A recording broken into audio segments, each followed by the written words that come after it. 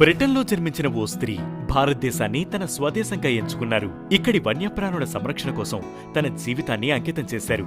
ఆమె పేరు అన్నే రైట్. 1929లో బ్రిటన్లో జన్మించిన అన్నే తండ్రి అప్పటి ఇండియన్ సివిల్ సర్వీస్ లో అధికారి.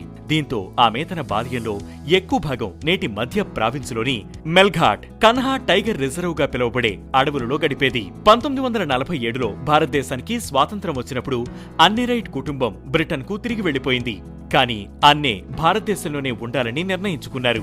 ఈ దేశాన్ని తన దేశంగా ఎంచుకున్నారు. ఇక్కడి వన్యప్రాణులను, అడవులను కాపాడటానికి తన జీవితాన్ని అంకితం చేశారు. ఇది ఆమె గొప్పతనానికి సంకేతం.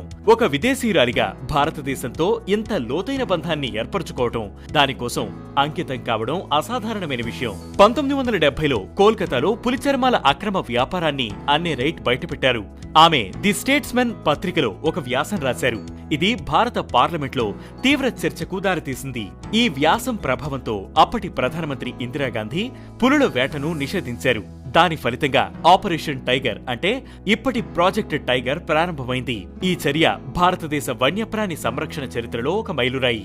అన్నే రైట్ వైల్డ్ లైఫ్ యాక్ట్ 1972 రూపకల్పనలో కీలక పాత్ర పోషించారు. ఈ చట్టం భారతదేశంలో వన్యప్రాణి సంరక్షణకు ఒక బలమైన చట్టపరమైన ఆధారాన్ని అందించింది.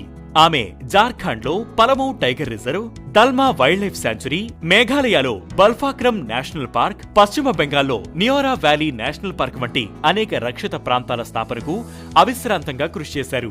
అన్నే రైట్ రైనో ఫౌండేషన్ ను స్థాపించారు. 19 సంవత్సరాల పాటు Indian Board for Wild Life లో సభ్యురాలిగా పనిచేశారు. అన్నే రైట్ తన సేవలకు గుర్తింపుగా 1979లో Order of the Golden Ark, 1983లో Most Excellent Order of the British Empire అవార్డులను అందుకున్నారు. 1982లో ఆమె కాన్హాలో కిప్లింగ్ వైల్డ్ లైఫ్ క్యాంపును స్థాపించారు.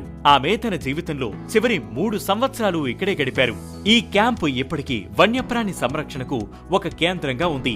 2023 అక్టోబర్ 4న 94 సంవత్సరాల వయసులో అనారోగ్యంతో మరణించారు. ఆమె భౌతికంగా దూరమైన project tiger, wild life act తో పాటు అనేక నేషనల్ పార్కులు ఆమె సహకారానికి సజీవ సాక్ష్యాలుగా నిలుస్తున్నాయి. ఈ రోజు భారతదేశంలో పులుల సంఖ్య పెరగడం, అడవులు రక్షించబడటం వెనక అన్నే రైట్ కృషి ఉంది. మనం కూడా సమాజం కోసం, పర్యావరణం కోసం ఏదైనా చేయాలని అన్నే రైట్ జీవితం ప్రేరేపిస్తుంది.